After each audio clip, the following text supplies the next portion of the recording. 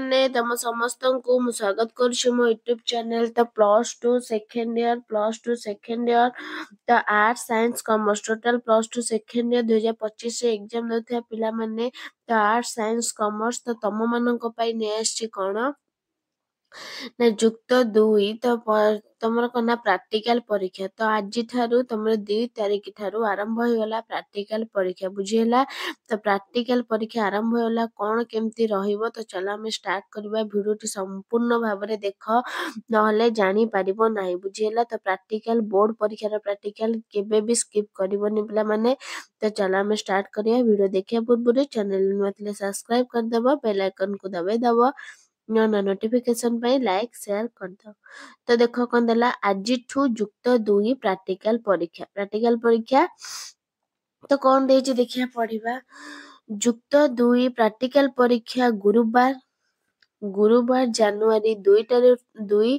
ठारू आरंभ हेबाकू जाय माने आज गुरुवार तो आरंभ हेबा जाय आज प्राक्टिकल परीक्षा चलित वर्ष कला विज्ञान वाणिज्य धंदामूलक और दूर निरंतर विभाग रे 2 लाख रु अधिक छात्र छात्री प्रैक्टिकल और प्रोजेक्ट परीक्षा देबे बोली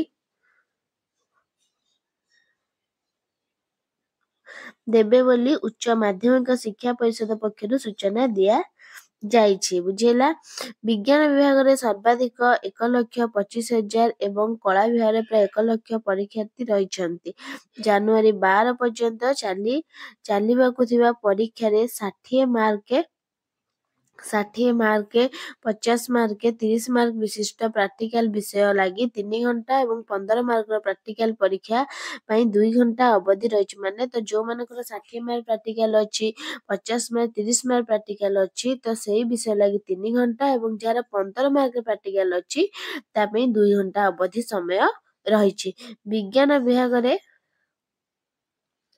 कंदला से ना विज्ञान विभाग रे 12टी कला विभाग रे 8 वाणिज्य विभाग रे 2 धंदामूलक विभाग रे 10 ठारू अधिक विषय रो कोन ना प्रैक्टिकल प्रोजेक्ट परीक्षा देबे बुझेला ताबरे परीक्षा रे 30 मिनिट पूर्वरु परीक्षार्थी केंद्र रे पहुंचे माने तमर एग्जाम स्टार्ट हैला पिला माने तो 10 टा रे बुझेला तम एग्जाम स्टार्ट होची 10 टा रे तमे माने 9:30 रे परीक्षा ले उपस्थित थिबो 9:30 रे 30 मिनिट आगु तो 9:30 रे कि 9:25 रे तमने उपस्थित थिबो परीक्षा हॉल ले बुझेला एटा बोर्ड परीक्षा एटा नुह कि तम क्लास परीक्षा होची कि कोचिंग परीक्षा तो नुह तमर एटा बोर्ड परीक्षा बुझेला जदी तमे मिस्टेक कलो कि तमे एग्जाम हॉल को डेरी कलो तुमको पुरेबे नाही बुझेला तो सेही अनुसार तमे बाहर के तमे जीवो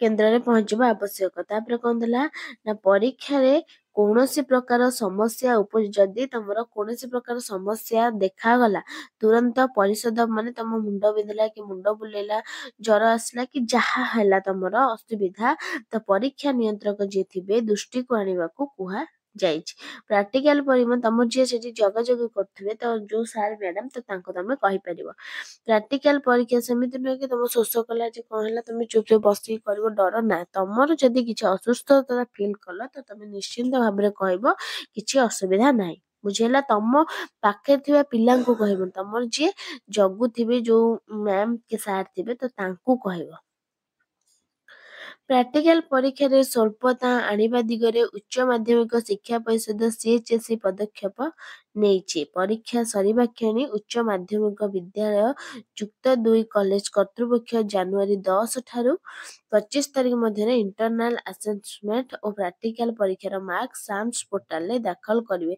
परीक्षा सरीबा क्षणी जनवरी 10 ठारू 25 तारिख मध्य कोन करिवे ना इंटरनल एग्जाम जो देइछ तार असेसमेंट और प्रैक्टिकल परीक्षार मार्क साम्स पोर्टल रे सेमाने सब जो मार्क गुराक सब कोन ना दाखल करिवे प्रैक्टिकल परीक्षार उत्तर खाता और मार्क फेल एक्सटर्नल परीक्षकଙ୍କ दस्तखत ରହିବା ବାଧ୍ୟତାମୂଳକ ନହେଲେ ପରୀକ୍ଷାର୍ଥୀଙ୍କ ପରୀକ୍ଷା ଫଳ କୋନ ସ୍ଥଗିତ ରଖାଯିବ ଏବଂ ଏଥିପାଇଁ କେନ୍ଦ୍ର ସୁପରିନଟେଣ୍ଡେଣ୍ଟ ଦାୟୀ ରହିବେ ଜାନୁଆରୀ 27 ରୁ फेब्रुआरी 4 मध्य जिला अनुଯାୟୀ कॉलेज गुडिया छात्र छात्री प्रैक्टिकल मार्क ହାର୍ଡ କପି ପରିଷଦ ନିକଟରେ ଦାଖଲ କରିବେ। ଧାର୍ଯ୍ୟ ସମୟ ପରେ ଆସିଥିବା ପ୍ରାକ୍ଟିକାଲ ରେକର୍ଡ ଗୁଡ଼ିକୁ ଗ୍ରହଣ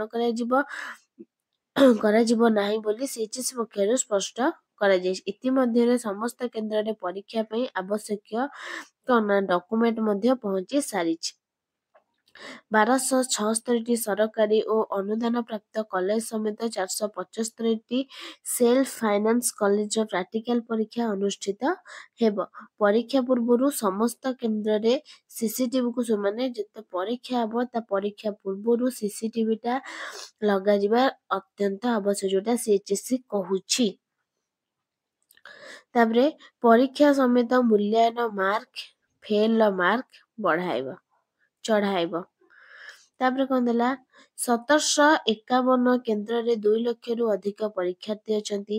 ମାର୍କ ଫେଲ ଏକ୍ସଟର୍ନାଲଙ୍କ ଦସ୍ତଖତ ମଧ୍ୟ ବାଧ୍ୟତାମୂଳକ। ସିସିଟିଭି ଫୁଟେଜରେ ସିଡି ଦେବେ ସେଲ୍ଫ ଫାଇନାନ୍ସ କଲେଜ। ବୁଝିହେଲା। ଉତ୍ତର ଖାତା ସଂଗ୍ରହ, ପରୀକ୍ଷକଙ୍କ ରିପୋର୍ଟ, ଉତ୍ତର ଖାତା ସିଲ୍ ପରି ବିଭିନ୍ନ କାର୍ଯ୍ୟକ୍ରମ ସିସିଟିଭି ନଜରରେ ହେବ। ସବୁ କିଛି ପରୀକ୍ଷକ ରିପୋର୍ଟ ମାନେ କେତେ ଜଣ ଅଛନ୍ତି, ତା ଉତ୍ତର ଯେତେବେଳେ ଖାତାକୁ କଲେକ୍ସନ କରିବେ ସରିଲା ପରେ ଏବଂ ଯେତେବେଳେ ଖାତାକୁ ସିଲ୍ କରିକି ସିଏଚଏସିରେ ପଠାହବ ସେତେବେଳେ ମଧ୍ୟ ସିସିଟିଭିଟା ରହିବା ଆବଶ୍ୟକ। ନଜରରେ ରହିବ ସିସିଟିଭି। ସେଲ୍ଫ ଫାଇନାନ୍ସ ବିଦ୍ୟାଳୟ ଗୁଡ଼ିକ ସିସିଟିଭି ଫୁଟେଜରେ ସିଡି ଡିଭିଜି ପରୀକ୍ଷା ନିୟନ୍ତ୍ରକଙ୍କ କାର୍ଯ୍ୟାଳୟରେ ଦାଖଲ କରିବେ। ପ୍ରାକ୍ଟିକାଲ ପରୀକ୍ଷା ହେବାକୁ ଥିବା ଗୋଟିଏ ଗ୍ରୁପରେ ସର୍ବାଧିକ କେତେ ଜଣ ରହିବା ଆବଶ୍ୟକ ନା 24 ଜଣ। ପ୍ରାକ୍ଟିକାଲ ଯୋଉ ହବ, ଯୋଉ ଗ୍ରୁପ ହବ ABC, ତ ଏ ରେ ରହିବେ 24 ଜଣ ରହିବା ଆବଶ୍ୟକ। ପରୀକ୍ଷା କେନ୍ଦ୍ରରେ ପର୍ଯ୍ୟାପ୍ତ ପାନୀୟ ଜଳ ସୁବିଧା ଓ ଫାଷ୍ଟାର୍ଡ ଉପଲବ୍ଧ ହେବେ। ଧର କାର ଖଣ୍ଡିଆ ଖବର ହେଇଗଲା କି କଣ ହେଲା, ଫାଷ୍ଟାର୍ଡଟା ଉପଲବ୍ଧ ଏବଂ ଜଳଟା ନିହାତି ଆବଶ୍ୟକ।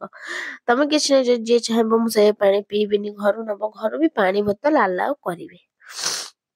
ବୁଝିହେଲା। ତାପରେ ପ୍ରାକ୍ଟିକାଲ ହେବାକୁ ଥିବା ଲାବୋରେଟୋରୀରେ ଭେଣ୍ଟିଲେଟର ସୁବିଧା, ଯୋଉ ପ୍ରାକ୍ଟିକାଲ ଯୋଉଠି ହବ ସେଠି ଭେଣ୍ଟିଲେଟର ସୁବିଧା ମଧ୍ୟ ଆବଶ୍ୟକ ରଖିବେ। ପର୍ଯ୍ୟାପ୍ତ ଆଲୋକୀକରଣ, ସେଲ୍ଫ ଫାଇନାନ୍ସ ବିଦ୍ୟାଳୟରେ ସିସିଟିଭି କାର୍ଯ୍ୟକାରୀ ହେବା ବାଧ୍ୟତାମୂଳକ ଓ ଅଗ୍ନିକାଣ୍ଡ ଭଳି ସମସ୍ୟାର ମୁକାବିଲା ପାଇଁ ବ୍ୟବସ୍ଥା କରିବାକୁ କୁହାଯାଇଛି। କୌଣସି କେନ୍ଦ୍ରରୁ ଅନିୟମିତତା ଅଭିଯୋଗ ଆସିଲେ ପରିଷଦର ଅଧିକାରୀମାନେ ଗସ୍ତ କରିବେ ବୋଲି ପରୀକ୍ଷା ନିୟନ୍ତ୍ରକ ପ୍ରଶାନ୍ତ କୁମାର ପରିଡ଼ା ସୂଚନା ଦେଇଛନ୍ତି। ବୁଝିହେଲା। ତ ବହୁତ ଗୁରୁତ୍ୱପୂର୍ଣ୍ଣ। ତ ପରୀକ୍ଷା 30 ମିନିଟ୍ ପୂର୍ବରୁ ଯାଇ ହଲରେ ଉପସ୍ଥିତ ହବ ପିଲାମାନେ। ବୁଝିହେଲା। ଯଦି ତମର କିଛି ଅସୁବିଧା ହେଲା ପରୀକ୍ଷା ହେଲେ ତମେ ନିଶ୍ଚିନ୍ତ ତମେ କହିପାରିବ, କିଛି ଅସୁବିଧା ନାହିଁ। ବୁଝିହେଲା। ଡରିବନି, ରହିବନି। ତ ଏତିକି ଥିଲା। ତ ସମସ୍ତେ ସେୟାର କରିଦବ ଯୋଉମାନେ ଜାଣିନାହାନ୍ତି ଆଜିଠାରୁ ପ୍ରାକ୍ଟିକାଲ ପରୀକ୍ଷା। ବୁଝିହେଲା। ଭିଡ଼ିଓଟି ଭଲ ଲାଗିଥିଲେ ଲାଇକ୍, ସେୟାର, ସବସ୍କ୍ରାଇବ କରିଦବ। ରହୁଛି। ଧନ୍ୟବାଦ।